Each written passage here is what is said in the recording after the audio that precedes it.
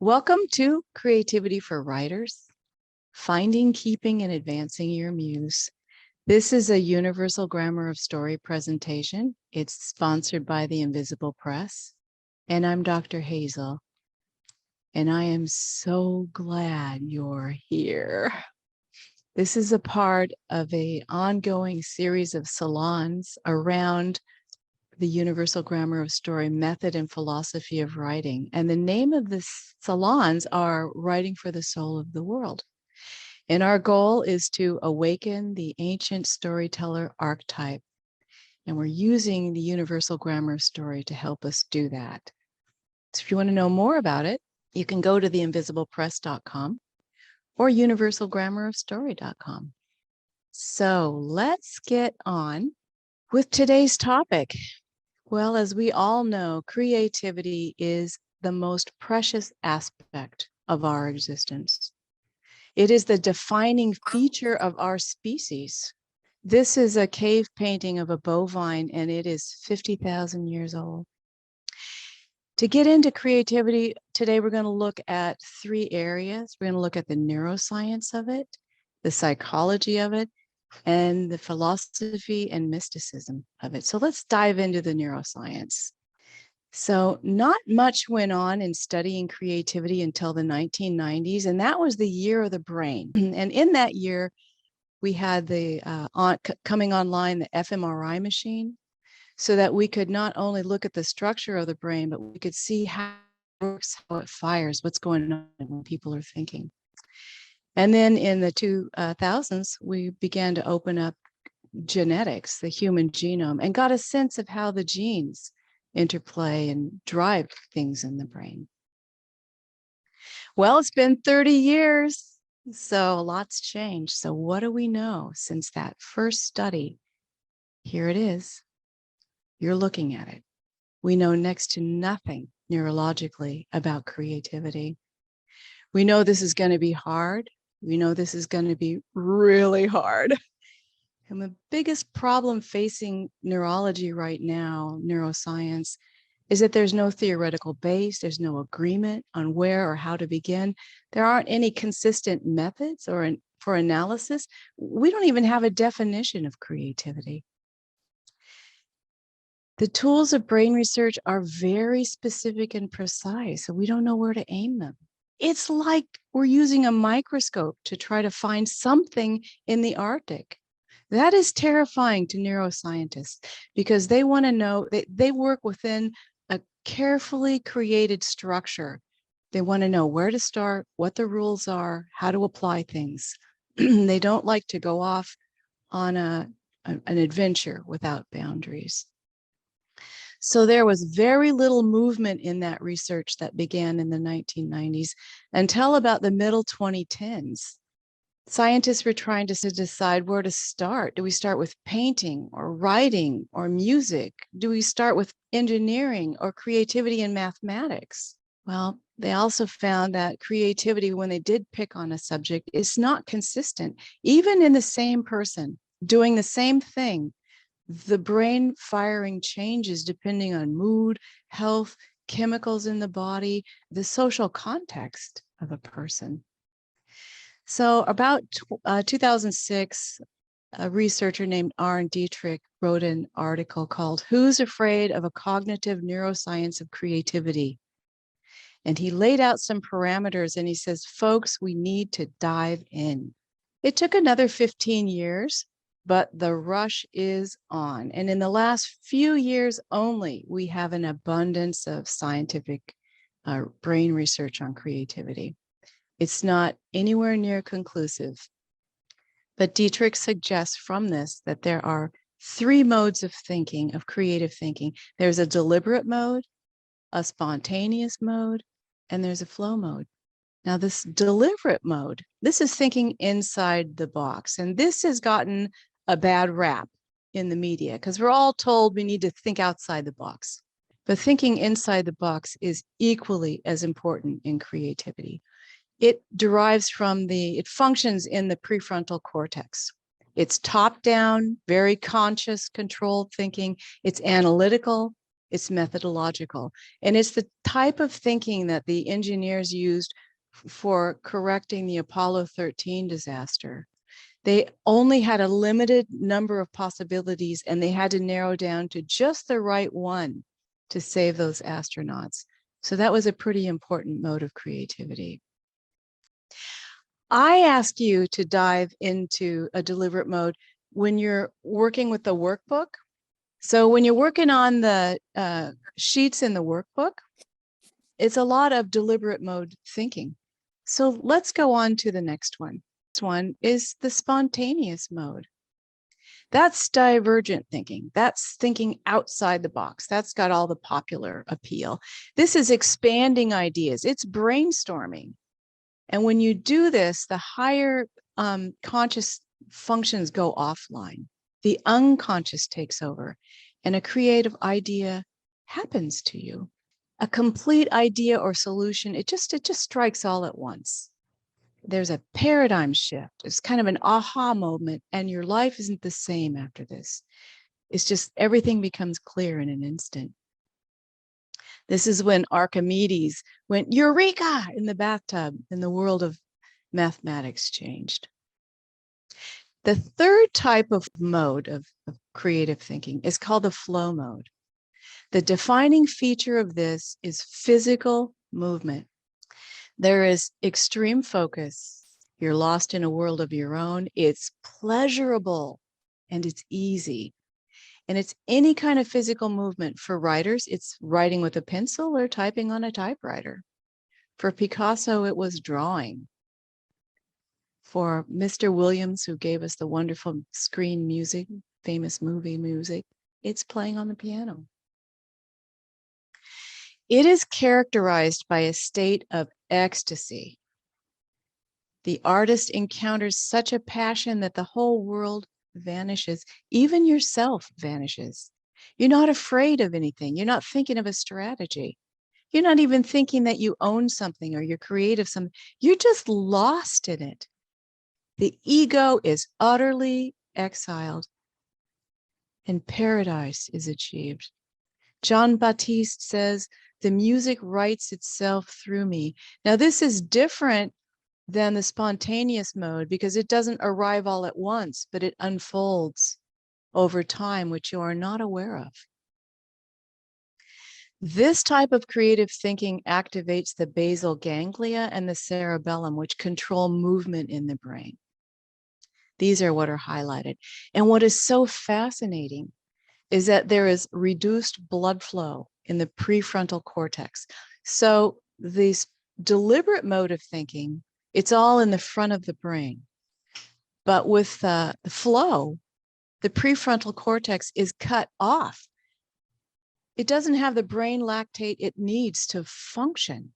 So it's shut down and exiled. It's told to sit on its hands and be good. Other conditions also show this same reduced blood flow in the front of the brain. And these are all highly creative conditions. In our culture, they are not celebrated, but I think they need to be. Schizophrenia, giving us the beautiful music of Buddy Bolden, the artwork of Vincent van Gogh. Bipolar, which gives us the beautiful music of Sinead O'Connor and Mariah Carey, and the insightful government leadership of Winston Churchill. ADHD, one of my favorites, and about everybody I know is blessed with this. Mozart, Agatha Christie, Walt Disney, hey, William I. Am, and John Lennon. And major depression, Woody Allen, William Blake, Bob Dylan. These are all forms of creativity that shut off the logical thinking part of the brain and open the deep creative flow.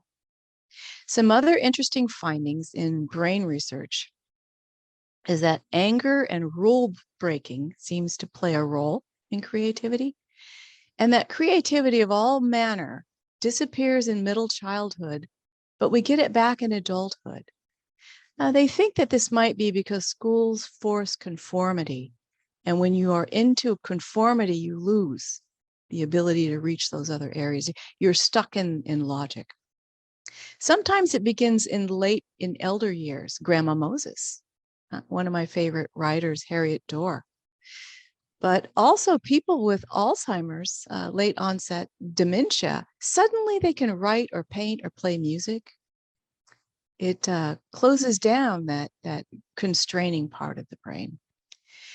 Other brain researchers suggest that creativity is not from consciousness or unconsciousness, but it actually is consciousness and unconsciousness.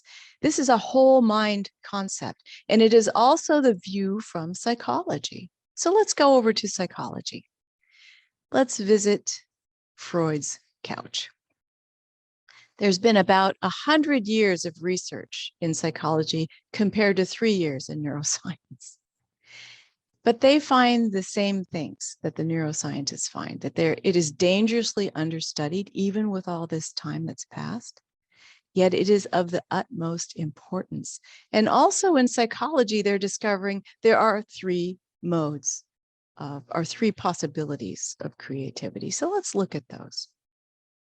Freud said that it comes from the unconscious and that there's no way psychoanalysis can explain it. He said, before art, the psychoanalyst must lay down the weapons. Although Freud did venture a guess by saying creativity is an alternative to neurosis and that it's a defense mechanism against mental illness. He said writers reconcile their frustration instead of repressing it, and that fantasies become creations instead of symptoms. He said that writers return to the playful state of childhood that we lost in education, and that it brings a form of wish fulfillment because we can say unconsciously, what if I did this way? He says that we use creativity to face our misery and accept it. And he turned to Aristotle to say that writers turn outward with empathy and catharsis rather than inward with repression. It's interesting to me that the ancient stories were called plays. They are play, however serious they might be. I want to pause a moment to nod to Sabina Spielrein. She was a colleague of Freud and Jung's, and she was the first one who wrote about something called the creative destruction or the impulse towards destruction, why we get into bad relationships, we keep getting fired from jobs, or we sabotage our creativity, we have writer's block. That Freud went on to create, to consider or develop thanatos, or the death instinct. She also wrote about transformation through creative work, and Jung took that and moved on into talking about transformation through the collective unconscious. So where Freud says it's our personal, here's the second form of creativity. Jung said, oh no, this is the collective unconscious. We share an unconscious. And that in storytelling, writers are using archetypal patterns, and that the muse moves through these patterns. That transformation, movement from misery to the other side, comes because we experience a trauma or a barrier. It brings to us some kind of discomfort that we are forced to work through. This triggers the movement of archetypes. It's beyond reconciliation because we receive transformation, and the audience does as well. Freud did say that the writer has a relationship with the audience, even though there's no personal face-to-face, and Jung shared that. Now, the third type is what Maslow called the peak experience. What Assagioli, who everyone has forgotten about him, as well as Sabina Spielrein, she was killed by the Nazis in World War II, along with her 2 adult children, so there was no one to carry on her legacy. Assagioli faded and Maslow picked it up, but we're going to save the discussion of what this is for the next section, mythology, because they drew from this, and it's best to see it here. So here's our third and final way of looking at creativity. The mystics, the gurus, tell us that life's greatest experience, far beyond the highest fame you could get, far beyond being the richest you ever want to be, far beyond getting the most amount of power you could ever have. What could that be? And everything we go after is an attempt to achieve this. It is this. It is overwhelming, authentic love. It is the banishment of the ego that separates us from others. It is where we experience humility utterly and safely. It is where the authentic self emerges. It is unconditional compassion. It is rapture. This feeling that you have in a moment like this, holding a newborn child, and your life is immediately changed. Rapture. The gurus live in this state quite often. We only get it in fleeting moments. Rapture. For John Baptiste, it is rapture. For the creative artist, it is exactly the same feeling. Assagioli said the psychiatrists need to guide us here. This is the cure for the dilemmas that we face, not accepting misery as Freud would tell us, not just getting on the other side of it through creativity, as Jung would tell us, but to achieve the presence of the Muse, because the Muse comes through this. Manifesting through uncontrolled compassion. This is Mama Amma from India. She's the hugging saint. She hugs you and instantly your miseries melt away and you feel uncontrolled compassion for everyone around you. This is what your writing is meant to do.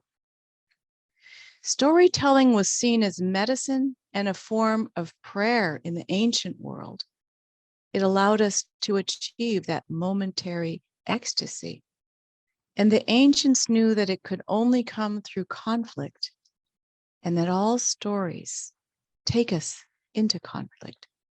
The theater on the bottom is the ancient theater at Epidaurus, and this was the greatest healing center in the ancient world. And the stories were performed there to heal people. And that is your role. The ancient philosopher Heraclitus, who lived before Aristotle, said everything contains its own opposite, and that everything moves towards its opposite in time, that there can be no existence and no growth without the conflict of opposition, and that the enlightenment anyone experiences in life is a simple shift of perspective brought on by encountering conflict. Malcolm X told us that this comes out of Isaiah in the Old Testament. It is only after the deepest darkness that the greatest light can come. It is only after extreme grief that the greatest joy can come. Enlightened leaders are those who guide us through conflict to a transformative change in our perspective. This is Gandhi with the garment workers in Darwin. And of course, Mandela, who led his country through the most dangerous razor edge of disaster, kept it together and brought peace to South Africa. Writers are intended as enlightened leaders, but we haven't been told that lately. In the last few hundred years, that's been lost because our mentors, our guides have been lost. Writers bring us to feel unconditional compassion for all characters, especially the most disliked. This is Mr. Barrow from Downton Abbey, and I watched this all of the years of this show, and I just never liked this guy. I thought, get rid of this guy. How can you have such an awful villain? Just, he makes me so unhappy just to see him. And in the last episodes, with the last few, maybe even just the last one, I came to want to grab him up and hug him like one of my grandchildren and just say, you baby, I understand you. I love you. That is the rapture of a writer in the clutches of the Muse. The Muse takes form in the crackle of conflict with courage and grace. Now we're at our conclusion, so let's weave this all together. We know from science, from also studies in psychology, that great creations are always cast as wrong or bad or foolish. Only later are they celebrated and taken for granted. Even the study of creativity has been seen as unscientific and foolish, and that's why brain researchers have been reluctant to pick it up until the middle of the 2010s.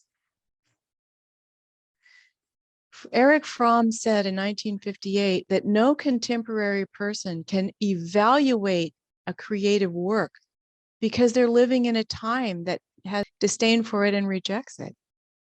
You have to wait. There was an article in the New York Times that we have a creativity problem. The Times was saying, people don't like creativity. They're attacking it. We think we want creativity, but when it comes to us, we don't like it. And of course, who likes it when there's a major system change in your software, your operating system, and you have to relearn your computer? Of course, we don't like that, but we're happy when we get it and it becomes the status quo. But in the moment, we're, whispering unpleasant things about the Microsoft or Apple or whatever when the system changes. Hegel told us in the early 1700s, early 1800s, he built on the work of Heraclitus. Remember, told us that everything in the world experiences something to oppose it. And Hegel said ideas are the same, that every new idea triggers forces to oppose it. And this is immediately an exception pops up, triggering a conflict. And in France in 1947, they invented the bikini. And this lovely French lady went to Italy, went on the beach with her bikini and was given a police citation. And so the French, what did the French say? Ah bon, you will not outlaw our attire. The French woman, she will wear whatever she wants on the beach. Except this. A law was enacted a few years ago in France that said women who cover themselves, if you're going to cover your hair and cover your body, of course, they were targeting an ethnic minority, but if you do that, it's against the law, we outlaw, we ban that. But an exception popped up almost immediately because there's a group of people that the French lawmakers dearly love who had been forgotten in the drafting of the law. Voila, the French nuns. Are we going to make them take off their habit at the beach? Of course not. Jamais. And in Britain, there was an idea. We're going to free British faces. There will be no covering the face in England. And of course, there's an immediate exception. And there's Boris himself boasting a face mask. You must cover your face. And it became law. You have to cover your face. It doesn't matter what the topic is. It doesn't matter that it's east versus west or up versus down. It's that any idea, any law that's made will immediately encounter opposition and exception. Fromm and other psychologists spoke to the great danger of the decline of constructive creativity. And this is also in the research literature now, that as a society worldwide, people are conforming way too much. We conform in education, in leisure, in our food, our books, our clothing. these pants were considered like defiant, right? But, they became the conforming way to dress because everybody in that generation or that particular type of group was wearing them. And the young ladies were wearing these super tight low pants that actually damaged nerves in the pelvic and in the back. Science is giving us technicians. This is the neurologists who can't go out and creatively create new studies, brain studies on creativity, because they need the technical parameters first. They've become technicians. Not all of them. There are many wonderful creative scientists out there, but quite a few. It's a pall over the field. Industry workers can't tell, the McDonald's worker can't say to the boss, maybe this has changed, but here's a way to do it different. The assembly line worker can't say, here's a way to do it better. I have to say that they have listened. That's where the breakfast biscuit came from. Somebody said, hey, we could do this better. But in general, the person out on the industry work floor is not granted the joy of creativity. And so work becomes just monotonous. Day-to-day interaction, creative interaction has faded. And that has given us this. This is the result of conformity. And in 1958, Erich Fromm told us that a passive people cannot cope with the exponential rate of scientific discovery and innovation, that we conform in making disasters, but not in solving them. As individuals, we take the Ziploc bag and throw it in the trash. But as individuals, we don't come up with our own creative solution to that item or a way to avoid it. And he said, if we don't imagine new ways of encountering these dilemmas, the lights will go out. We will not survive as a species. And we're on the doorstep of that. All the solutions move through this. Absolute humility and uncontrolled compassion. To see every character in your story with this mindset. Now, the title of this presentation was Attracting the Muse. The Muse. To attract the Muse, you have to get out of conformity. You have to play. You have to return to the wonder of childhood. Use an active imagination. That's what writing is. Daydream. Meditate on anything. Immerse yourself in the creativity of others, poetry, art, music. Get in that zone. You want to keep the Muse around you? The gurus keep the Muse around them. You have to see into your authentic self. The greatest threat to your creativity is your own ego. Conflict, you see, it signals the presence of the Muse. But the ego runs from it or puts up barriers to it. All facades fall in the heat of transformative conflict. It leaves the ego nowhere to hide. Your true self comes out in conflict. You can't hide it. Your shield is gone. The act of creating is the act of being your authentic self. It's opportunity. You have a choice of going different ways with it, positive or negative. But to get there, to get into it, to fall in love with your Muse, you need a place of absolute absence of evaluation, no criticism in those early stages. You must find that psychological and emotional safety and unconditional worth of your authentic self. You have to see yourself. You have to see yourself this way.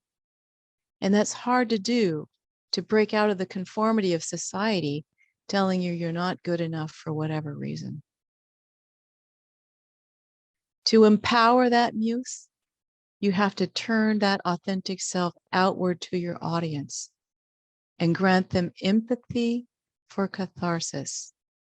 Being able to see Mr. Barrow with empathy was a form of catharsis for those in my life whom I don't like still, whom I struggle to be compassionate towards still.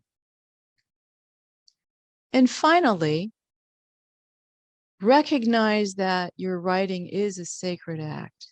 John Baptiste says creating music is a sacred act. You are bringing something into the world. Freud characterized creativity as a sexual act. Well, he was kind of stuck on that for everything in his practice. But out of the sexual act comes a being, and your story is a being. It is an entity of its own. So talk to it. Talk to your characters. Talk to the story as a being. Talk to the block. Have a cup of tea with it. Have a chat with it. This is a picture of August Wilson at the Mecca Cafe in Seattle. And I used to sit 4 tables down from August Wilson, where he would write. He never knew I was there, but I knew he was there. And he would talk to his characters. He would say, who are you? What are you? No, you don't belong in this story. Where did you come from? What do you mean you're going to fight your way in? Get out. I'm working here. No, what? And he would chat with them. Recognize your story the way you want the world to recognize you, not good or bad, but as existing. Don't you want the world to know you're alive? Recognize that your story is alive. And then let it grow up and let it leave you for the world. Fall in love with it and see it in this, in the theater of Epidaurus, as medicine for the world. Stories are the fulcrum upon where all polarities of human social life are balanced, where all our potentialities and inner forces are unconditionally united. Our distinctions, our sense of self momentarily evaporates, and we are one, the singular mind of humanity, and ultimately the divine. Thank you for listening to this presentation. If you want to know more about these ideas and the universal grammar of story, there are 3 books out. One is the main book on the philosophy and the workbook to make your creative brain start firing. And another is a playful game to get you back into the world of play. So I am going to stop the screen sharing and I'm going to turn this open to a conversation. And if you don't mind, would you appear?